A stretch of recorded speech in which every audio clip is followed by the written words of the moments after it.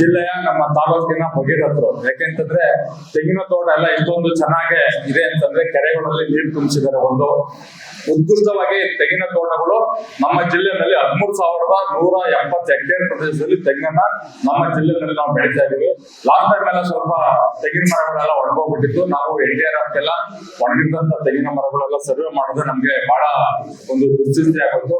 ಈ ಸತಿ ಮಾನ್ಯ ಶಾಸಕರು ಬಂದ್ಮೇಲೆ ಎಲ್ಲ ನೀರು ತುಂಬಿಸಿ ಎಲ್ಲ ತೆಂಗಿನ ತೋಟಗಳು ಸ್ವಲ್ಪ ಸಮೃದ್ಧಿಯಾಗಿದೆ. ನಮ್ಗೆ ಮುಖ್ಯವಾಗಿ ಈಗ ನೀರಾ ಪ್ರಾಡಕ್ಟ್ ಈಗ ಆಲ್ರೆಡಿ ಮಾನ್ಯ ಮುಖ್ಯಮಂತ್ರಿಗಳಿಗೆ ಪ್ರಸ್ತಾಪ ಮಾಡಿದ್ರೆ ನಮ್ಗೆ ನಮ್ಮ ಜಿಲ್ಲೆಯಲ್ಲಿ ಇರ್ತಕ್ಕಂಥ ಒಂದು ರಾಮನಗರ ಜಿಲ್ಲೆಯ ಮ್ಯಾಂಗೋ ಮತ್ತು ಕೋಕೋನಟ್ ಕ್ರಾಪ್ FPO ಅವರು ಪ್ರಸ್ತಾವನೆ ಕಳ್ಸಿಕೊಟ್ಟಿದ್ರೆ ನಾವು ತೆಂಗು ಅಭಿವೃದ್ಧಿ ಮಂಡಳಿಗೆ ಕಳ್ಸಿಕೊಟ್ಟಿದ್ವಿ.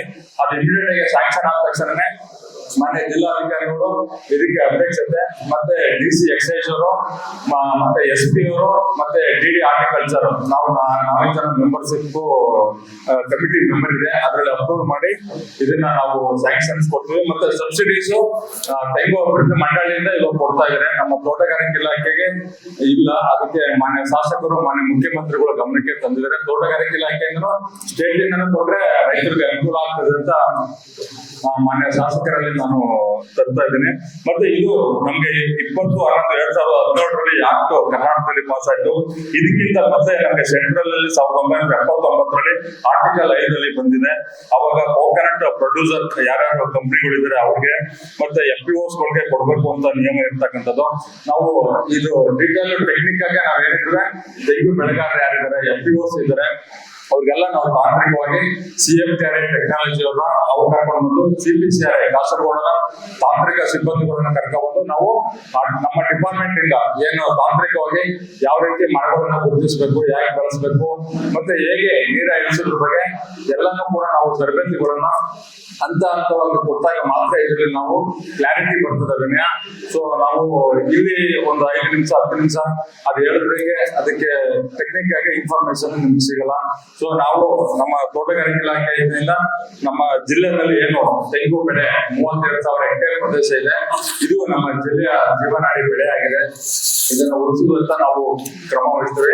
ಮತ್ತೆ ಇವಾಗ ಈ ಸಾಟ್ಲೆ ಮ್ಯಾಂಗೋ ಪ್ರೊಸೆಸಿಂಗ್ ಯೂನಿಟ್ ಅನ್ನ ಈಗ ಆಲ್ರೆಡಿ ಮಿಷಿನ್ಸ್ ಎಲ್ಲ ಸೆಟಪ್ ಆಗಿದೆ ನಮ್ಮ ಬೇರಪಟ್ಟಣ ಫಾರಂ. ಈ ಮಾನ್ಯ ಶಾಸಕರ ಅಧ್ಯಕ್ಷತೆಯಲ್ಲಿ ಅದನ್ನ ಟ್ರಯಲ್ ರನ್ ಮಾಡಿಸ್ಬಿಟ್ಟು ಅಲ್ಲೂ ಕೂಡ ಮ್ಯಾಂಗೋ ಪ್ರೊಸೆಸಿಂಗ್ ಯೂನಿಟ್ ಇದೆ, ಕೋಲ್ಡ್ ಪ್ರೆಸ್ಡ್ ಆಯಿಲ್ ಮತ್ತೆ ನೀರಾ ಪ್ರೊಸೆಸಿಂಗ್ ಮಾಡೋದು 3 ಯೂನಿಟ್ ಕೂಡ ಎಸ್ಟಾಬ್ಲಿಷ್ ಆಗಿದೆ. ಸೊ ಅದನ್ನ ಪ್ರೈವೇಟ್ ಪಬ್ಲಿಕ್ ಪಾರ್ಟ್ನರ್ಶಿಪ್ ಮಾಡ್ಬೇಕಂತ ಡಿಪಾರ್ಟ್ಮೆಂಟ್ ರನ್ ಮಾಡ್ಬೇಕಂತ ಡಿಪಾರ್ಟ್ಮೆಂಟ್ ಅಲ್ಲಿ ಅದು ಇನ್ನೂ ಅಂಡರ್ ಪ್ರೋಸೆಸ್ ಅಲ್ಲಿ ಇದೆ. ಅದಾದ ತಕ್ಷಣ ಮಾನ್ಯ ಶಾಸಕರ ಗಮನಕ್ಕೆ ನಾವು ಅಪ್ಡೇಟ್ ಮಾಡ್ತೀವಿ. ಸೊ ತೆಂಗುಗೂ ಕೂಡ ಇವಾಗ ಮಾವಿಗೆ ಲಾಸ್ಟ್ ಟೈಮ್ ನಮಗೆ 29 ಕೋಟಿ ಇನ್ಶೂರೆನ್ಸ್ ಕವರ್ ಆಗ್ತಾ ಇತ್ತು. ಅದೇ ತರ ತೆಂಗು ಬೆಳೆನಲ್ಲಿ ನಷ್ಟ ಉಂಟಾಗಿದ್ದು ಅನ್ನೋದಕ್ಕೆ ಈಗ ಇನ್ಶೂರೆನ್ಸ್ ಬರ್ತಾ ಇದೆ. ಸಾಕು ನಾವು ಅದು ಅನೌನ್ಸ್ ಮಾಡ್ತೀವಿ. ತಾವು ದಯವಿಟ್ಟು ತೆಂಗಿನ ತೋಟ ಇರ್ತಕ್ಕಂಥವ್ರು ಎಲ್ಲರೂ ಕೂಡ ಇನ್ಶೂರೆನ್ಸ್ ಮಾಡ್ಕೊಳ್ಳೋದು ತುಂಬಾ ಅಂತ ಕಡ್ಡಾಯ ಅಂತ ಹೇಳ್ತಾ, ಯಾವುದೇ ತರ ಒಣಗಿದು ಬರ ಆಗಿರ್ಬೋದು, ನೆರೆ ಪರಿಹಾರಗಳು ತುಂಬಾ ಇನ್ನು ಬರೋದು ಕಷ್ಟ ಇದೆ. Insurance is A prime motive ಮಾಡಿದ್ದಾರೆ.